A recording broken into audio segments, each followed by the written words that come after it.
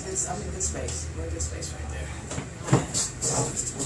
And you're a Navy vet, right? Yep. And a fireman?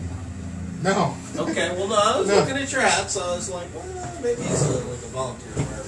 No, my stepdad's a volunteer firefighter. Okay. And so he sent us a hat. So Okay. so if you see the back, it's actually Smith. Ah. And so, Yeah. it's, but yeah, it's Okay. just kind of a tip of the hat. So, there you go. Literally. I like that. Love it, so everybody ready? Yeah. John's probably gonna be tired of listening to my voice. He's gonna go home and go, ooh, God, we're done. Give me a We cannot 12 get hours. tired of your voice. 12 hours of peace without Dana Black. Because he has to listen to me all day. I do. All Those day. are some thin walls down in City Oh County. my goodness. Oh, they're metal walls. I know, right? You know, they're metal thin walls with no Circa insulation. 1962. So that they're like modular, so they can tear down and break them apart like Legos. Rearrange the office. Yeah. Lawrence Township in the house. What's going on, Constable? I almost can't see that. It's almost too far away from my 48-year-old eyes. You and me both. Very nice. April is watching. I say hello to April Leginsky, my biggest fan. Good evening, everyone, and welcome to another episode of Turn Left. I am your host, Indiana's own Dana Black, coming to you live from RadioNext.tv at the Officeplex. Yes, we right here in the neighborhood at 10th and Jefferson. Swing by the window. Come say hi. You never know who you might see. I got superstars. That's right. I call them superstars. They're superstars from all over the state because they are willing to represent you. So how was everybody's week? Mine was awesome. I often lose track of what I did on certain days, but it was Expo weekend, and I hung out in Congressman Carson's booth, met some amazing people, and had a chance to share the Congressman's message with people. You know, I really try not to talk about Expo because I recognize, you know, the benefits of the event. But I you know, when you get with old people, they always want to tell you what they did when they was back in my day. Back in my day, when I was going to Expo on a Saturday afternoon at 2 o'clock, it was like this. It was like this. We was all scrunched up trying to get into the Expo, and they were charging $15. $15, and we were like this. I went to Expo on Saturday at 2 o'clock, and it was free, and I could really put on a production of Sound of Music in the convention hall. I don't know what's going on. I'm not in that space. But please, whoever is in charge of Expo, there was a pride that we had as a city, especially people of color, to know that our Indiana Black Expo was the largest cultural event. Not just the largest black event, it was the largest cultural event in the nation. So I don't know what's going on with what's being planned, how it's being planned, but it is not what it used to be. There is still life left in that expo, and I hope that the leadership finds what that is. Don't get me wrong, you know, Michael Eric Dyson coming, and the labor luncheon, and the education luncheon, and the corporate luncheon, those things are still valuable, and they bring in, you know, good sponsorships. But I want y'all to consider what's going on Saturday and Sunday, and how that exposition has gotten much smaller, and figure out how we can make that like it was in the 80s when I would get up by myself. No, when I had my car in the 90s, I literally would get up by myself because I didn't want to wait on nobody. You know how your friends be like taking their time because they still trying to pick out that outfit? I wanted to go, and I would be there all day. I'd watch the boxing. I'd watch Star Quest. Come on, y'all remember Star Quest? We would watch the kids, the toddlers, the tiny tots, all the way up to the young adults when they would do their dancing and singing. There was the fashion show. There was the pageant. There was so much to see and do. I hope we don't lose our thing. That was ours in Indianapolis. I hope the leadership continues to work to make that better. Now, I have my opinions on it. I'm going to leave it to myself because I don't think y'all want to hear my opinions about that. But, you know, ask me one day. I may tweet about it. But anyway, We do have some good news we want to share. Oh my gosh, did you guys see yesterday the election board, the Marion County Election Board, finally agreed on 6 new early voting satellite locations. Hello. Hallelujah. Took you Republicans long enough, but I'm sorry that a judge had to make you do what was right, but it's done now. It is done now. Listen, I even have the locations for you. Washington Township, there's going to be one at the Government Center, Lawrence Education Center, at 6501 Sunnyside Road. That must have been a Republican pick. Perry Township at the Government Center, another Republican pick. Franklin Township, Republican pick. But we got Eugene and Maryland Glick Technology Center at 2620 North Meridian and the International Marketplace on Commercial Drive. Those are the Democrat picks. So actually it's pretty balanced out. 3 Republican picks, 3 Democrat picks. Oh, and by the way, we still have the City County building. That means we're up 1. Boom! I'm just going to say the City County building is the Center Township, baby. That's all I'm saying. So congratulations to Myla Eldridge, who is a Marion County clerk. Congratulations to our Marion County Democrat chair, Kate Sweeney Bell, for being, a staunch supporter for extra early voting sites. That's impressive. The fact that we even had to fight for it is amazing to me, because people were trying to suppress the vote, but we got them now. We got them now. And if you need more information on that, when it's time to vote, do not hesitate to reach out to me. I will make sure, I will make sure that you have exactly what you need when it's time. I'm loving it. I'm loving it. One last thing before I get to my guests. I got to talk about DCS. Poor DCS. The children can't get a break, can they? They just can't get a break. But yesterday they announced the Indiana Department of Services has promoted Heather Castian to Deputy Director of Strategic Solutions Agency Transformation. So that's a fancy title for, she's going to be the one in charge of making sure things get done the right way, because they got to get the long titles out there. But she will be manage oversight, federal compliance requirements, grant reporting, and grant applications according to federal guidelines, and she will lead the program to improvement planning and implementation process for the agency. So she is going to be hopefully the brain trust to get DCS to a place where we're not having to write reports every year about how tacky it is, or directors having to leave because it's so tacky. So hopefully she's got 10 years of veteran experience in DCS. I don't know her. But this is an appointment that's important, because we're talking about where DCS goes from here, right? We know that they've been having problems. They're trying to rectify it. I know they threw about $26 million at it. But hopefully this individual has the wherewithal and the insight to recognize that we're talking about families in need, and puts people over a $1.8 billion surplus. I'm hoping that she has the wherewithal to understand that sitting on money when people are dying, and we can prevent that, because that's what the last person said. I'm not being dramatic. That's what the last person said who left in her resignation letter. Hopefully they get it and they get it right. All right, so that's kind of in my opinion, that's good news. Now I got to tell y'all something. We came into the radio station today. The vibes was on point. I had a good 20 minutes just to kick it with my guests before they got here. HB was like super duper happy. He was like, I can get pictures in early today. I'm telling you, the energy was right. So that means we're going to have a fantastic show tonight. First of all, let me introduce to you someone who drove all the way down from South Bend, Indiana. And y'all know that ain't jumping on 65 or 70. That's 31.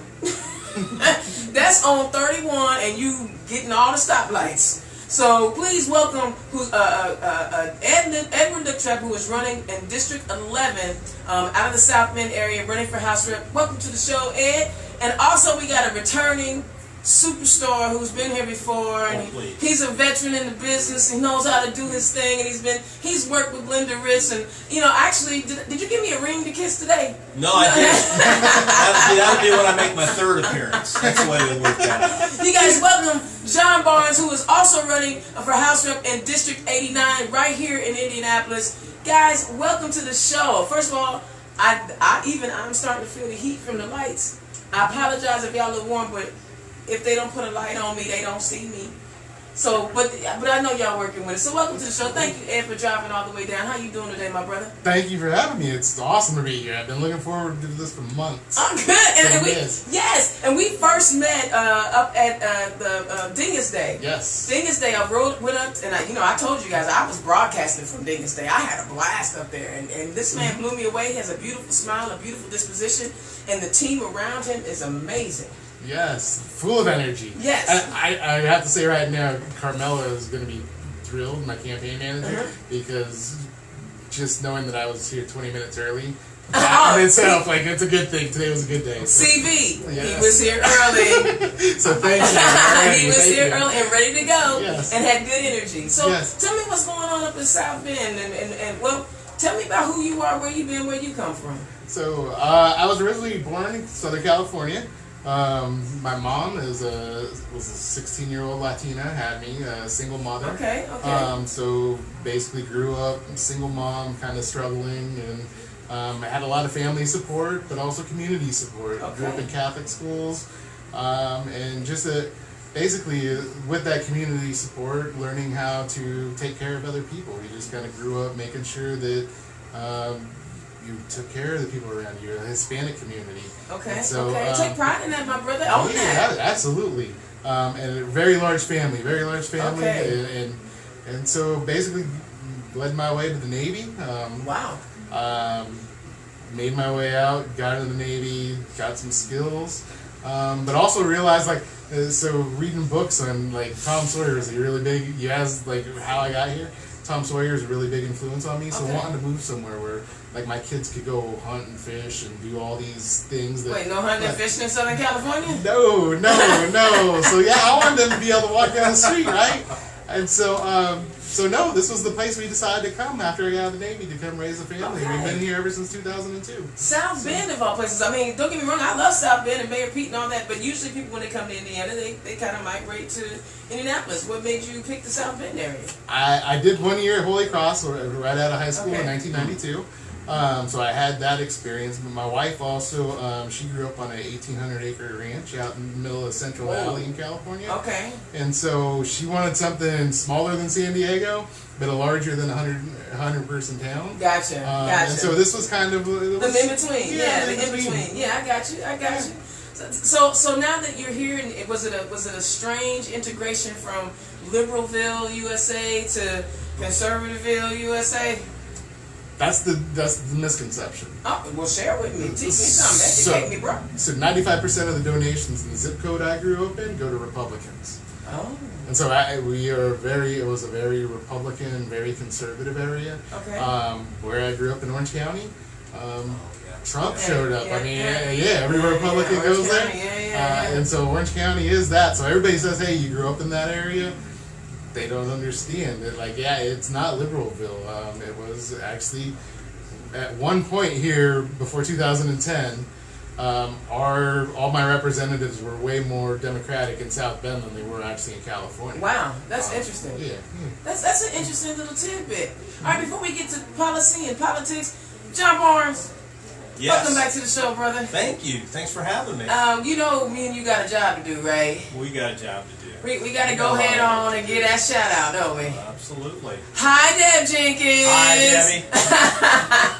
Debbie. Marion County Surveyor. Marion County Surveyor. Listen, me and John are sitting here, and we're happy people when we get off work because we have a great boss that we work for. Wouldn't you say that? Wonderful. And we're not just saying that because we want raises either. I didn't say that. We love. No. So, John, you and everybody, if you remember, John was back on the show back in December, right when his campaign was just starting to kick off. A lot of things hadn't been developed, but I had an open slot, and he said, sure, I'll fill it. And now he's got his campaign in full gear, and he's out here. Now I want to bring him back because he's got that campaign humming like a steel, drum. So tell people about who you are, where you come from. I've seen some family photos this week, so Absolutely. Go on, tell the truth about it. Well, if you look up baby boomers in the dictionary, there's a picture of my family. Okay. 7 kids, born in 13 years. World War II veteran, came home, married the farmer's daughter, and and I was right in the middle. So I'm a survivor. I'm a middle child. I understand compromise because without that, I would not be here today. Okay. Literally, Okay. I would be dead. One of those my brothers. siblings. One of those brothers. or my sister, one of those. But you know, I grew up in Irvington on the east side of Indianapolis, and it's been a great experience because being a lifelong East Sider, you start to realize something about the East Side. Most of the East Side is not as nice as Irvington. I love Irvington, but it's really been in a renaissance or a revival and coming back, and it's kind of like Broad Ripple without the bars, you know, and, you know, and some other things too. But the rest of the district, you know, is a little bit struggling. We're a lot economically depressed, and we have a saying over there on the East Side, you know. There are people who call us the least side. What? Because they look at Indianapolis and they think, well, wait a minute, everybody else is getting stuff before we get it. But you know, the good thing about East Siders is they don't move away, they stay there. They may complain a lot, but they're always fighting to make it better. And that's the message that we're pushing, because there are so many commercial opportunities in that district. There are so many empty warehouses. There's so much space right there next to the infrastructure that the thing that drives me crazy is when somebody wants to build a warehouse, oh, let's go to Avon, let's go to Plainfield, let's go to Shelbyville. No offense to you folks, but we got it all right here, and we also have it cheaper. Absolutely, you know? Absolutely. Now, I'm going to tell you something, you know, I don't know if I'd ever want to see you and Carly Mason in a steel cage, because she fights for that west side like you fight for that east side. Well, absolutely. And one of the other things is, you know, I was a social studies teacher for 33 years. I'm a retired teacher. Then I worked for Glenda Ritz. And east side and west side still fight. You know, back in the day, back in the 80s when I started teaching at Warren, we called Ben Davis the evil empire. You know, that was just, and it was constant battle. Now, those rivalries have changed a little bit, but the thing that's true, and the East Siders and West Siders know this, bottom line, the socioeconomics are mirror images. Absolutely. We're much more alike than and that is also because, you know, y'all knew y'all could not mess with North Central. I'm just saying, y'all could not mess with the Panthers, baby. Except for football and basketball. But that's... So, one of the things that I'm excited about having two guys on the show today, because, hey, I got to get my, don't make me sing my school fight song. I'll get it in there. I'd like to hear it. Well, y'all don't want me to sing. My wife made me, I tell people all the time, the prenup that I signed included no singing in public. So if I violate that clause, I might not be married. Y'all want me to stay married. Okay. So, Ed, you know, do you prefer Ed or Edward? Ed. Ed, okay. So, you know, as a man of color who is running for office, what kind of things that you see that you know, sometimes the rest of our party may or may not see? Because, you know, we're in our own spaces. Sometimes we're in our own silos. Are there things that you're seeing that draw attention because you have a different perspective? I do. I think so. First of all, I talk about the power of presence quite a bit. And so we've talked a lot about, you know, getting the Hispanic vote out and whether or not Hispanics come out to vote.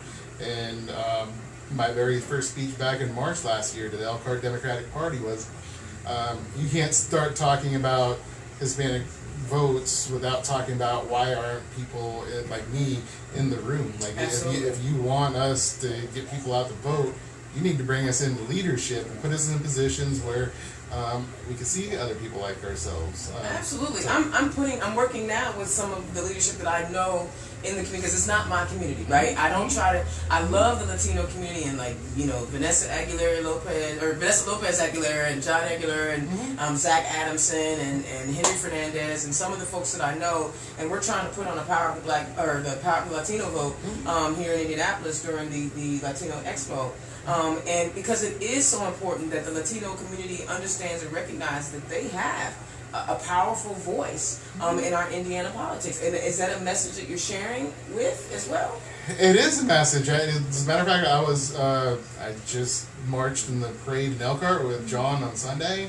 Saw him again at the Latino Chamber of Commerce Awards on Tuesday. Okay. And so we're trying to get out there. We're trying to let people know, like, it's the power of presence. I talk all the time, especially about textbooks and growing up as a kid. And I said, as a kid, you know, you learn Western civilization, and there was Incas, Mayas, and they got wiped out. Aztecs, and everybody got wiped out. And then you, as a Hispanic kid in Southern California. You're looking around saying, how did I get here? Like, if they wiped all this out, and there's a big link that you're missing and not seeing yourself. And you say, well, why aren't our kids succeeding? Why are we having these struggles? You don't let kids see themselves succeeding.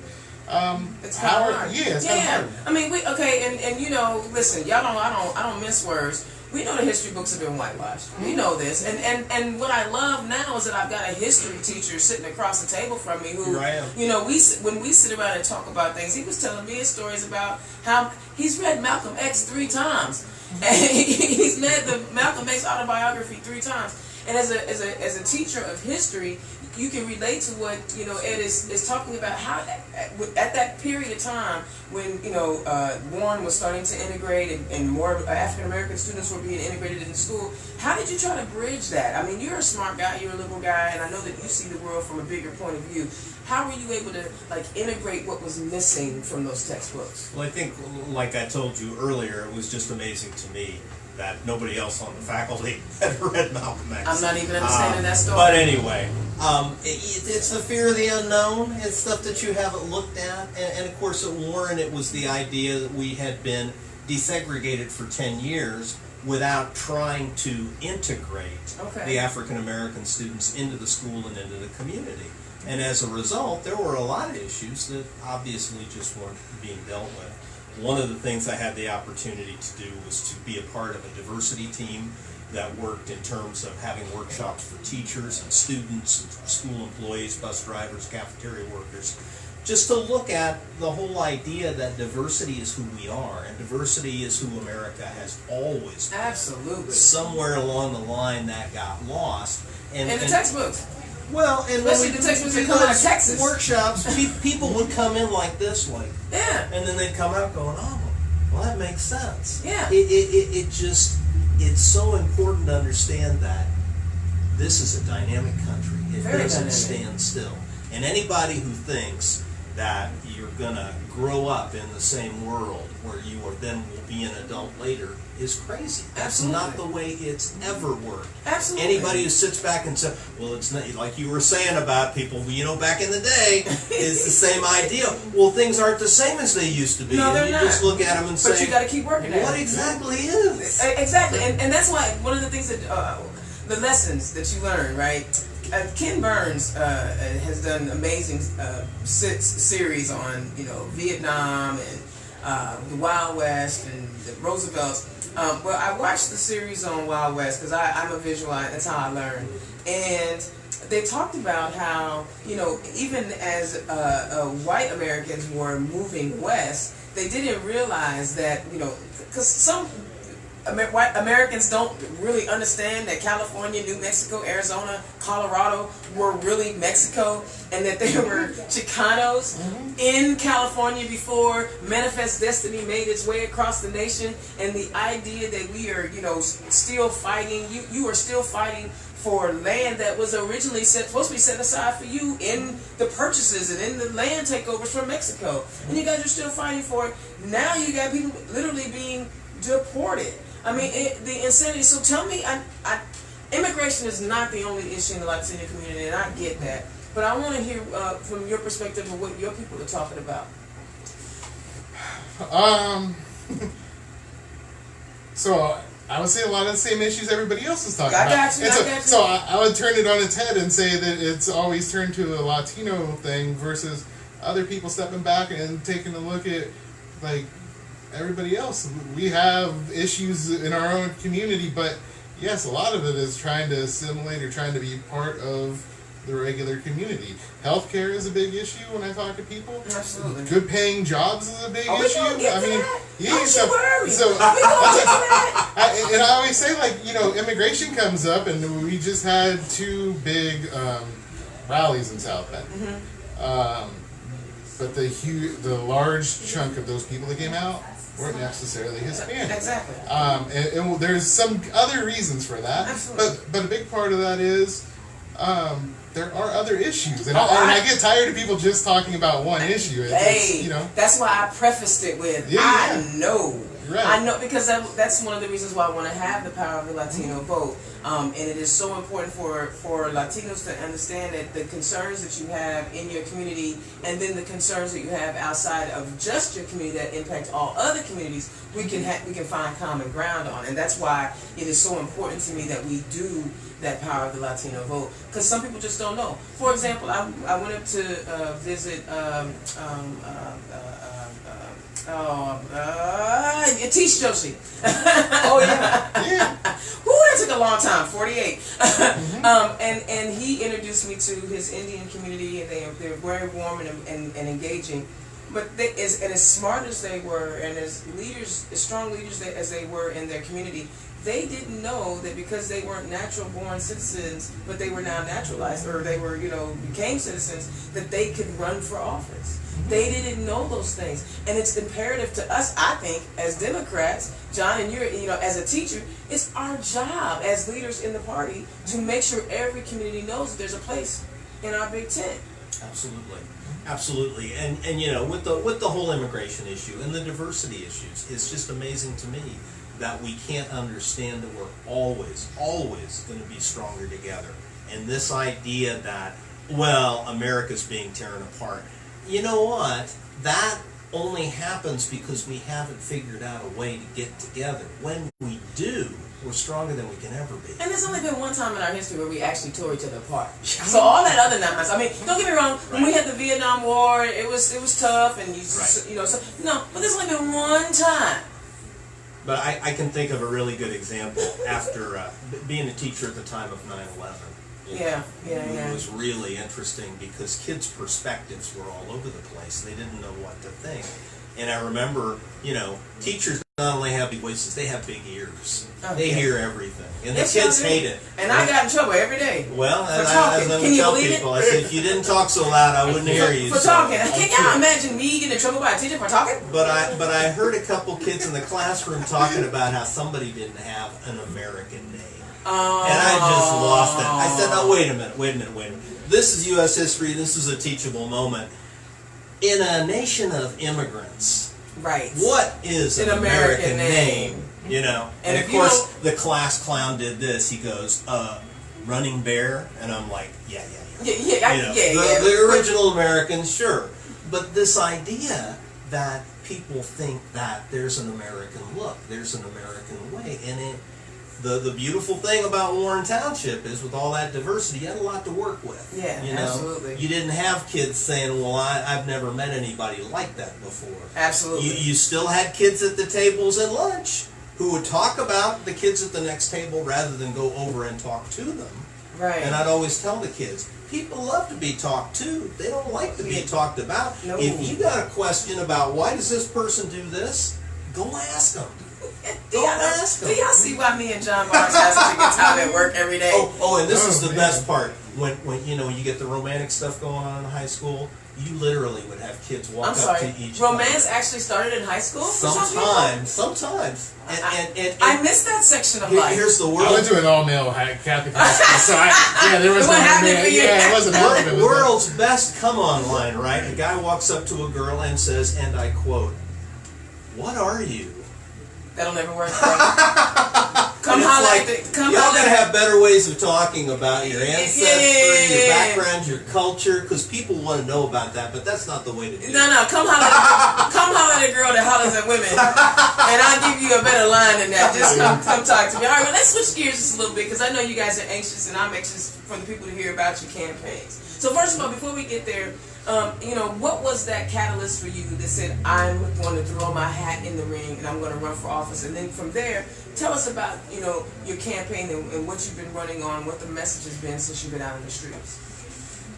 So the catalyst was I actually worked with a group of people last year to try to, it's funny when you talk about Yatish, we worked up in South Bend last year with a group of people who were basically trying to find out, are there candidates out there, are there people out there, how do we help you out? And I was with Indivisible at the time.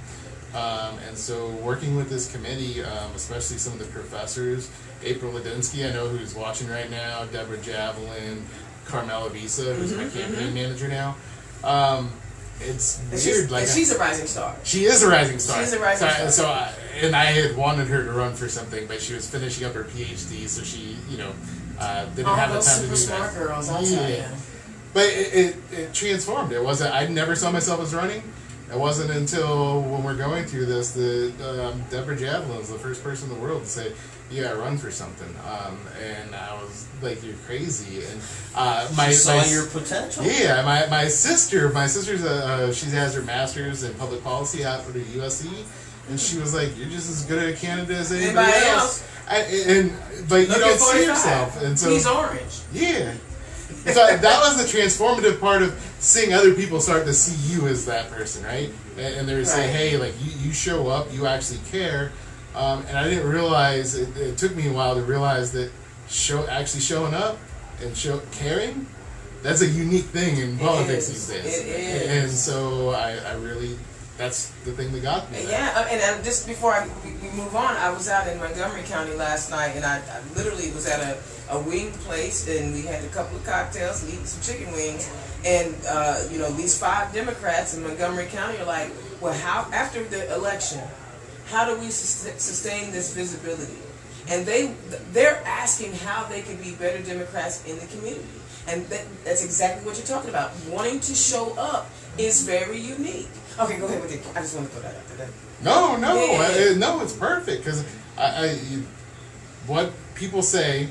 John came in the door. John said, I love watching you on Facebook because I see you everywhere. And everywhere we go, we just came from the office of, Dem headquarters downtown, and 4 or 5 people like, hey, we're friends on Facebook. I see you everywhere.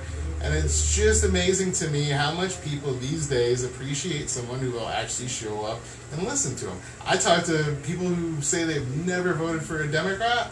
But guess what? You knocked on my door and you're willing to. I had a guy say, "Hey, I'm a Republican. What are you doing knocking on my door?" I said, "When I win, I'm going to represent you too. So I want to know what you're hearing. What do you think? Concerns you got, right?" And so I would say that's our big strong suit. Is I'm not afraid. I'll talk to anybody. I want to talk to anybody because even those people on the other side, I want them to understand that these issues are important to them. I'm there for families. And you got a family? Guess what? Get on board. All right, so let's talk about that campaign. Let's talk about when we frame our campaign, there are certain issues that are impacted that we feel most passionate about. Tell us about those issues, and then tell us how they relate to what the people when you're knocking on doors, what they're saying. So my son is autistic. He got diagnosed at 3 years old, and we fought with the system, just trying to get him the services that he needed, and that had a really big impact on me. And so when I go knocking on doors, when I talk to people, I say, I think we need parents down here. We don't just need people, lobbyists down here. We need parents who've been through it and fighting for other parents. Anytime I knock up on my neighborhood, somebody. If they don't have a child who's autistic, they know somebody who is, or they know someone with special needs, and they know the struggle. So I think first and foremost, education, putting that on the forefront, and it can't just be about money. Like it is that we have some money that we need to deal with money issues, but some of these answers, one of the things that's most frustrating. You're a parent and you're trying to get your kids services they need, and you're calling your representative and you're not getting a response. Shame on y'all.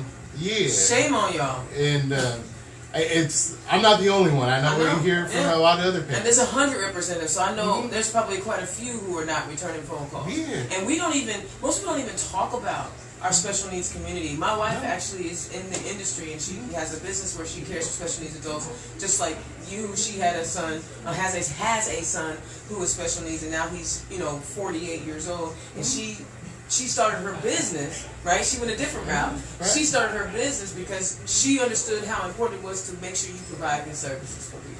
Yeah, and I tell people all the time, I'm a woodworker, so I was able to shift my schedule around and work at night. I do. I'm more used to spitting sawdust out than anything. Oh my goodness. When I go, I have people say all the time, they're like, that's, they'll look at working class people and say, I am a working class people. I get out there and boots and jeans to work, so I'm good. But that, and that carries over. The other issues for me that are really big, clean air and clean water is really big to me. My man.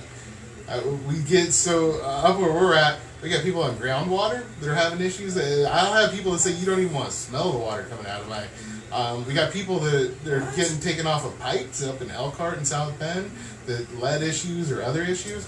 And I'm like, you shouldn't have to depend on rolling the dice of whether your kid has clean water. That shouldn't be an issue. And we talk a lot about Flint, and look, my heart goes out to Flint. Absolutely. But we ignore the fact that it could be happening right down the street from us. And we know it's happening right down the street, and nobody's talking about it.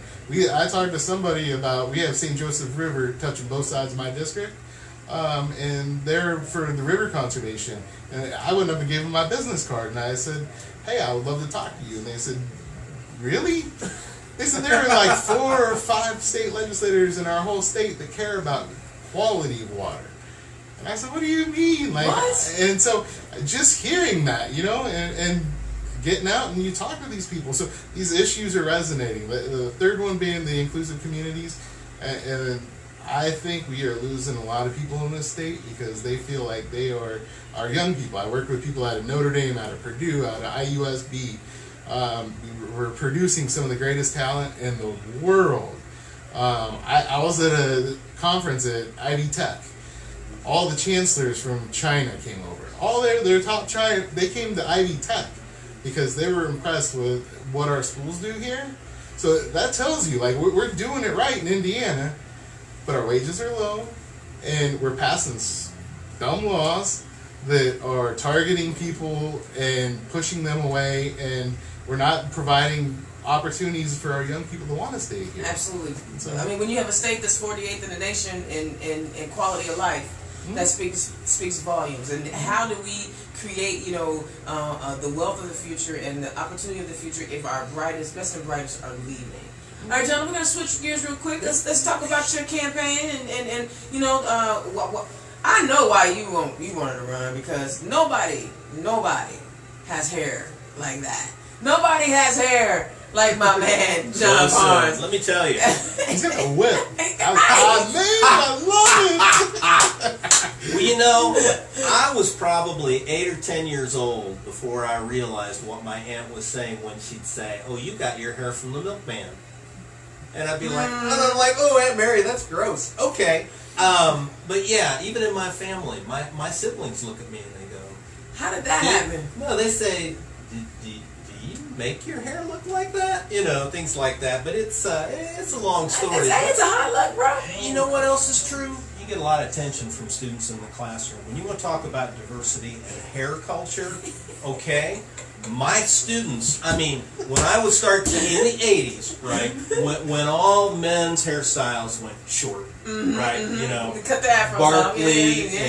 and Jordan and Jabbar and all those guys. So a lot of them weren't used to seeing guys with longer hair anyway, and then when it's got this kind of attitude, they'd sit there. I'm sorry, wait. You said your hair has what? Attitude. Okay, ladies, I just want you to understand, does your hair have attitude? But, my students would sit there staring at me for 2 weeks, and I would think, hey, I must be a really good teacher. They are mesmerized. But then some little girl in the back row about the 3rd week would giggle about my finger waves, and the whole class would lose it. But then we'd have a whole class about diversity on hair and how differences, and how it's different in different cultures, and it's more important, less important, or the dominant culture doesn't recognize what's going on with the other folks. Absolutely. But anyway. Did he just say it? But his hair has attitude. You gotta love that. All right, go talk about what John And Barnes so is do doing. I. I want that on a campaign t-shirt. Okay. I don't know if I can do as much good stuff as you can with Ed, but that's all right. There's so much to talk about. Just cut me off when you know. Hey, you know me. I interject. I did want to say one thing that Ed said, jumped on. He said we need some parents down there at the State House. We need some parents that can also regulate time down there. We need adult supervision. Adult supervision.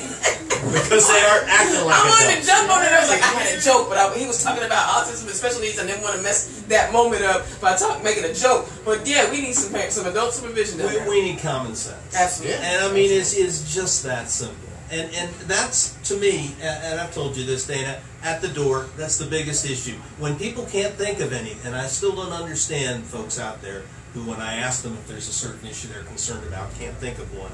In this day and age, there's so much going on. But I bring up the special session and they lose it.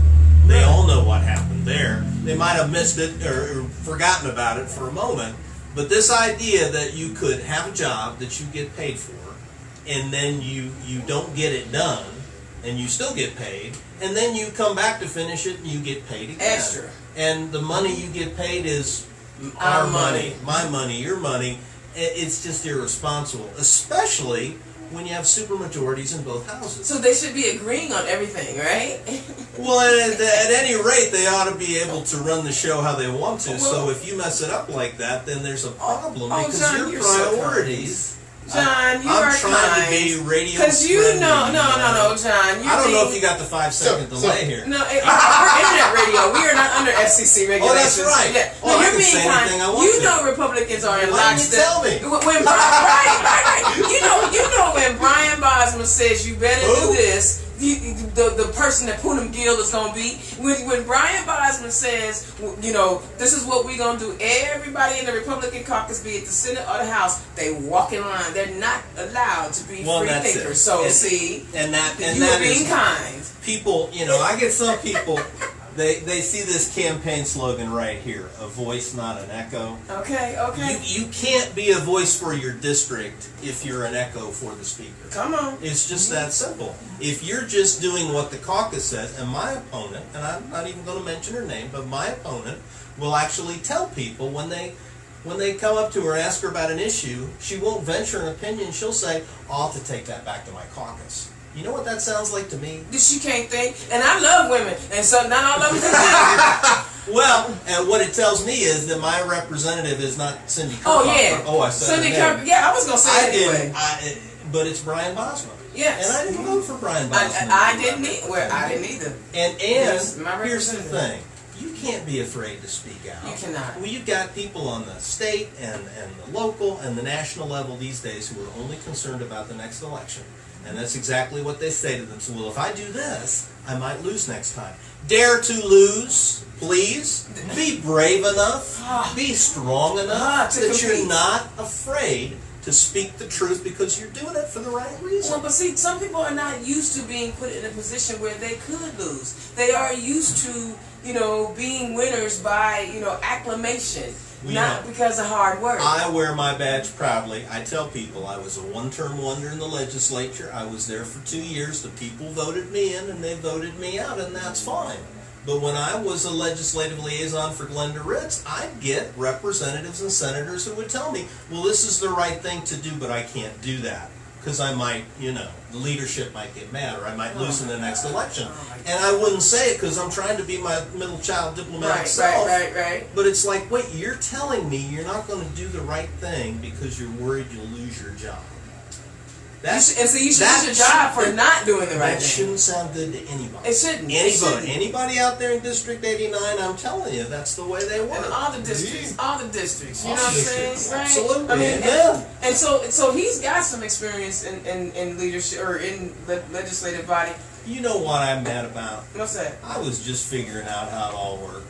And I wasn't there anymore. Yeah. So, I mean. But it happened. It was absolutely. And it was a great learning experience. And I'll tell you what, as a social studies teacher, it was like Mr. Smith. Okay. Every time we do something, I've got my mouth open like Gomer Pyle saying, golly, wait a minute, we're doing division of the House. I taught about that, but I've never, everybody stand up, oh my God, it's division of the House. I'm geeking out all over that. Right, and see, I was geeking out too. So, I mean, so now you got your campaign going. Like I said, I caught you in December when people were still on Christmas vacation in their brains. Tell us what the campaign's been doing. Well, you know what? We don't have money. I know it's amazing to think that Democrats would not have a lot of money. I got the hair with the attitude, but I don't have the money. But we're doing what we always comedy do. tour. Exactly. Just raise money that way. Well, hey, let's think about it. We have Billy Crystal, Robin Williams, and Whoopi Goldberg. We can make it happen now. We can do it. You know what I'm saying? We just call it something else. John Ed. But truly, it's a grassroots campaign, and that means it's the shoe leather campaign, and that's what I tell people on the doorstep. When you go door to door, and you know this, Ed, people are either amazed or they are annoyed, and you never know when you go up to the door whether you're going to be cursed at or whether people will just look at your literature and it'll take them a second and they'll go, wait, that's you. Yeah. You're a camp like I'd have a staff, right? Right. I'd like to have a staff, but that, no staff. And if you have some volunteers, you are very, very lucky. I do have wonderful volunteers. Good. I know you got some great volunteers. That's one of the good things about having run once and running again. Right. Is a lot of those same people, they were ready. They were ready before I was. Good. But that's the ground game, and I tell you what, talking to people door to door, it's a lot like what Ed was talking about. What Ed said, right? I think I heard that before. That people say that a lot. It's like, wait, he took the words out of my mouth. But it's true that you've got those people out there who really think that you have to vote for one party or the other. And I always have, and they're like, well, no, and they'll be, and I'm not going to put, on my district is 50-50. I'm not going to put John Barnes Democrat, because John Barnes is a whole lot more than that. But I'm a member of that big tent party that has a lot of different people in it. I'm proud of that. But then they'll say, well, I'm sorry, I'm a Republican. I can't, I only vote for Republicans. And I'll say to them, wait, so you're telling me you've never voted for a Democrat before? And they'll be, well, yeah, I guess I have a few times. I said, I want to be that next Democrat. There you go. Yeah. Let's talk about the issues. Let's talk about the district, and don't get lost in this crazy polarization that says you got to be over here or you got to be over there, because that's the reason why nothing's getting done. Absolutely. And even when I was running, I mean, I don't think. Wait, even when you were running? Yeah, way back when I was a youngin'. I mean, as much as I wanted to talk about the social issues that were important to me, that was not the district that I was running in. And I had to learn as a candidate how to integrate and add in all the things that the neighbors were telling me that they cared about, and find those nuances. And I was sharing this with the Hendricks people, Montgomery people last night. There was always one topic that as Democrats we're not supposed to talk about. What's that? Abortion. No. Oh. Taxes. All right. Yeah, we never. No, we talk about abortion. Okay. We fighting for that one, right? Yeah. Roe v. Wade is ours. We owning it. We taking it. We carry it on our shoulders. And the women with the pink pussy hats, they be going with it. You can't don't touch that. We talk about that one. But we are always told as Democrats, stay away from the tax conversation. Because they think in Indiana we lose that conversation. But that was the conversation. Not anymore. Because that was the conversation I was having in 2016 up in my district. And you can flip what people are talking, not flip, but you can take what they're saying and what their concerns are and show them how you can represent them. So when they would talk about, I hate paying taxes, I would say, you know what? I hate paying taxes too, but you know what? If you're going to take my money, could you use it the way it's supposed to be used? Right. Did you know our infrastructure was rated D? And then it dawns, because the tax money is supposed to be going to infrastructure. So even when there are issues that we're not supposed to talk about or they're difficult in our district, you can find that common ground. I'm not the middle child. I'm the baby. I want what I want when I want it, how I want it. Just like my sister. What are you going to say? I want to throw in one thing though. So we're talking a lot on the candidates, right? And so it's funny because a lot of people talk to me of, okay, well you got a lot of Trump voters in your district, and they must be slamming doors in your face. I said, no. Guess what? They're the ones that want to talk to me, and this goes to a lot of people out there that are probably listening. I'm knocking a lot of doors with a lot of Democrats. They're like, okay, you got my vote, and they don't even listen to the message. They're like, hey, you got it. I don't need to listen to you. And I say, to me, that's heartbreaking, because I said, that I got your vote. That's one vote. But what I need you to do is listen to my message. I need you to talk to me. I need you to take your one vote and turn that into 2, 3, 4, 5. Yes, sir. And so to me, if someone comes knocking on your door, I don't care if they're Republican, Democrat, whatever. If they're Republican, or if you don't agree with them, let them know it. Like, I can appreciate the people that open up their door and talk to me, and they don't agree with me. And we can have that conversation. I will have that conversation every day. What the other one of just, I'm going to shut my door, we're not going to have a conversation, you got my vote and that's it. To me, that's heartbreaking, because we're on the same side, and rather than trying to amplify that message and help that message get out, you just let it die at the door. And so And that's the great thing about having two candidates from different parts of the state, and I'm really working to do that because one of the things I try to amplify, and I love that word, I'm stealing it today, that's my new word, we're going to amplify our message. One of the things that drives me nuts right now is I hear a lot of Democrats saying, we don't have a message, we need a message, we don't have a message. See the people say it, See, first of all, we don't have a Dr. Seuss message, you know, the cat in the hat message. We understand that we have complex issues. Read my lips. Right. We have complex issues that require complex answers. And so sometimes a Dr. Seuss message, and I said it, I don't care, take your Make America Great Again, because you don't even know what that means with your little silly Chinese hat on. You don't even know what it means. You got a hat talking about Make America Great Again with made in China, but you don't even know what that means. So when I was talking to Miss Kathy Davis. Y'all know I got like this crazy affection for Kathy Davis, superhero, right? And she was like, we don't have a message. Tell the folks, as Democrats, we have a message. Our message is that we care. And we care about Hoosiers, and we want to have a government that cares too. And that's the problem, is that, like you said, you've got these stereotypes in people's heads. Republicans are fiscal conservatives? Wait, the FCC's not monitoring you, right? Oh, no, they're not. No. Bullcrap. Oh my God. Did you really ask me about the FCC when you said bullcrap? I can't. Oh, bullcrap. Oh, bullcrap. I'm the middle child. You got to remember that. Oh. But this, it's just, it's bullcrap. It's nuts. It is nuts. It is nuts. I mean, and they were. And they were able to steal that message, or that they are the party of family values. How can you be the party of family values, but you don't value my family because it don't look like your family? That's exactly right. How does that happen? And you brought it up before. Judge Bonaventura said, if you don't change what's going on in DCS, children will die. Children will die. And instead of people being up in arms, they said, oh, well, maybe we need to look into that. Maybe we need to look into that? Right. And I'm going to be honest, nobody is like really holding our governor. And I know that he gave the little millions of dollars and all of that. And, you know, hey, I'm trying to get a man credit. But I'm going to need him to be more assertive on this. This is not one of those things where you sit back. Now, I'm not a fan of the Pence dude. But at least, you know, he thought he was a leader. He thought he was, and he tried to pretend like and act like one. I need Governor Holcomb to lead on this. I need him to be, but I want to go back to the message.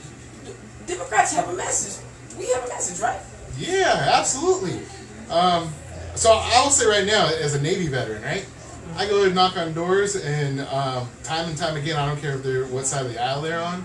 I meet veterans at the door every day, and I'll tell you right now, the message is, we didn't serve for this. We did not serve for this. I know, like, I got a guy who I served with on the ship who lives just a couple miles from where Tamir Rice was shot. And that's not in this state, but... Right. And so there's this idea, like you're saying, I'm like, we got issues here. We got issues that up in Michigan City, up in South Bend, down here, and we're fighting for the people. And... that's what this needs to be about. I put on the uniform, I serve my country to stand up for people. Not to stand up for some business, not to stand up so people can make a ton of money. I want to make sure my community was better. I want to make sure the kids had nice, safe places to go to school, that we're striving to do better. When I look at some of these areas and, you know, this whole thing that we have this huge surplus, what good's a surplus when your kids aren't getting educated? Come on. I'm talking to people up in the Elkhart that, hey, there's public safety issues we can't even get resolved. We can't get road signs up. We can't get, what good is all this? Why are we serving? Why are we going over to fight overseas? And our kids are coming back here and they're in danger because we can't take care of our neighborhoods here. And the bottom line is, we have the power to change it. Yep. We are the government, we are the people. On our Constitution, the largest words, and I will always repeat this because we need to understand our power, but the largest words on the Constitution are we the people. And we have been led to believe that, as I've just finished reading the book, and I don't even know who the author is, oh my God, but we've been pursuing our happiness that we have allowed the government to kind of do what it does without being checked by us. So while we're pursuing our happiness, we kind of lost track of what our government is supposed to be doing for us. And the idea that we don't have power and only big businesses with lots of money have power. First of all, let me say this to you. I know the CEOs and these guys are making crazy bank, but there's only one of them. There are gazillions. There are millions of Americans who are every day working people. We outnumber every business. We outnumber every 7-figure salary individual, and we have more of those wealthy people. Just because they spend money on ads doesn't mean that those ads are voting. You guys are on the ground, shoe leather, campaign, grassroots campaign. We are on the ground talking to the people. There are more of us than there are of them, and we have the power. Yes, we have a message. All right, we got about 8 more minutes left. Tell the people where they can find you. These are going to be the best 8 minutes. Oh my gosh, yes. Tell the people where they can find you, where they can volunteer for your campaign, where they can donate, and any fundraisers you got coming up. So that's a lot. Did you get it? You got the order. Yeah. You're a military man. You're used to orders. You're used to orders. I am. So basically, we made it really easy. So vote Liptrap. It's VOTELIPTRAP on Twitter, on Facebook, all across. Vote Liptrap at Gmail. That's how you can contact us. You can go to donate at the Facebook page. We also have volunteer sign-ups. I'm super excited. August 11th, we have probably my best thing that I've thought of. We got Dana Black coming up to come. She's going to be a keynote speaker at our next fundraiser. How did you manage that? She is in demand. Oh, you guys stop it. Because she is. Because my wife keeps putting me out. She's like, ain't she going somewhere today? Don't you have someplace to be? No, listen, I come home at night. She goes, if I come home before 6 o'clock, she goes, what are you doing here? We had to beg and grovel. So. Yeah. No, you did not. No, they did not. Don't believe that. Don't believe that. But no, so one of the other things is just it's a women's empowerment conference. So we basically wanted to get a bunch of women and let them speak. It's enough to have men get up and talk a lot about what we need to do about this state. But women's issues rarely come up, and also we rarely give women the opportunity to speak to us. So I'm not even speaking at my own event. I'm turning the microphone over to Dana and some local representatives and saying, hey, you guys, you tell us what we need to hear. So, and that was an honor to be asked. So I mean, you guys, thank you for the compliments and the jokes, but when anyone asks me to appear anywhere for anything, it is a blessing. So I take it, I'm preparing and getting ready and making sure that I don't say anything stupid. All right, John, tell people where they can find you. Well, the hashtag Bring Back Barnes is showing up everywhere. I started that out, and it just rolls off your tongue. Bring Back Barnes. Bring Back Barnes. And if you go to just about anywhere, John Barnes or Barnes 4, the number 4, HD89. HD89 is the House District. You can find me on Facebook, our website. You can get a hold of me. I'll even give you my cell phone number. Here it is, 317-489-2064. 317-489-2064. And it was always funny when I was at forums with other office holders. I would do that, and it all looked like, who should I do that? And where they'd say, you give them your telephone number. Absolutely. Well, gee, if you run for office, do you want people to be able to contact you? Absolutely. I think if you're honest about it, you probably should. But just to go off what Ed was just saying, we've got fundraisers coming up and that good stuff. Okay. I don't want to get into too much. Tell the people about the fundraiser so they know where to find you. You know what? We were going to be in Beach Grove on Main Street on August 4th. At Harvey's Bar, which is a wonderful place, and all day long they're going to have an event there called Music on Main. So there's going to be all sorts of stuff going on. You can stop by the bar, you can partake there, you can be a part of the fundraiser, and then you can enjoy the rest of the day. Also, big event coming up the weekend after that, not a fundraiser, but I think very important, the Cannabis Town Hall, Medical Cannabis Town Hall on August 11th. At the state library. I think everybody is interested. When you talk, I know you steal my keynotes. No, I'm not going to steal. But what I'm going to say is just tailing off of Ed's comments about the veterans. This is one of the biggest issues with veterans. Absolutely. These guys who have been on opioids for 20 years, they're going into kidney failure. They're dying. They're being told you don't have any time to live. and they're getting off the opioids and they're trying the medical cannabis. And Indiana is scared to even start doing the research when every state around us already has it. Already has it. So, it's all about moving Indiana forward. I don't know why we have to be the last in all the good categories and first in all the bad categories. Elect people who are looking out for Indiana. I don't talk about stuff outside of our state very often. You guys know that. For me, it's focused on 92 counties because there's so much that we need to do to move our state forward. Not because I want to see Democrats take over. I want to see the citizens of our state have better lives. That's all I care about. Thank you fellas so much for joining the show. Before we go, I got one thing to say. Y'all, the great thing about Pride Month is that it's a whole month long. We get June where you get all the rainbow love affair. It is a beautiful thing. But you can't get all the prides in. Because ain't but like 4 or 5 weekends in June, right?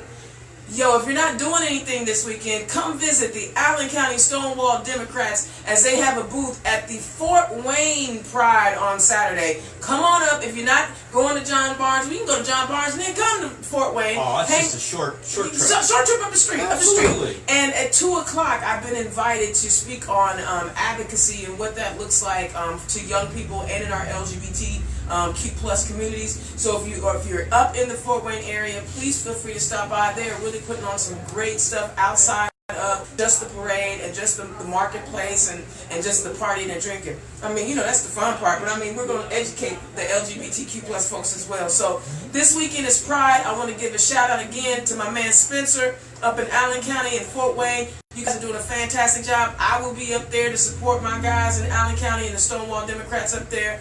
We love y'all. Hey, Indiana's own John Barnes and Liptrap. We knocked it out the box today. I'm going to find out when John Barnes is going on his comedy tour. I think we need to find that out so we can find him at Crackers or wherever he's going to play at. The laugh in or whatever. Because I'm telling you, brother, man, you are hilarious. All right, listen. We got a couple more shows this month, but we're going to be off for French Lick. It's the 16th. So the 16th we'll have a gap in the show because we're going to be down in French Lick for our IDEA. But you guys know you can always catch us here every Thursday. We're talking about politics from the left side of things. Thank you, Radio Next, for giving us this opportunity to share what we are as Hoosier Democrats. We love y'all. Indiana's own. I'm out. I'll catch y'all next week. That's him. That's it. That's a wrap. That's a wrap.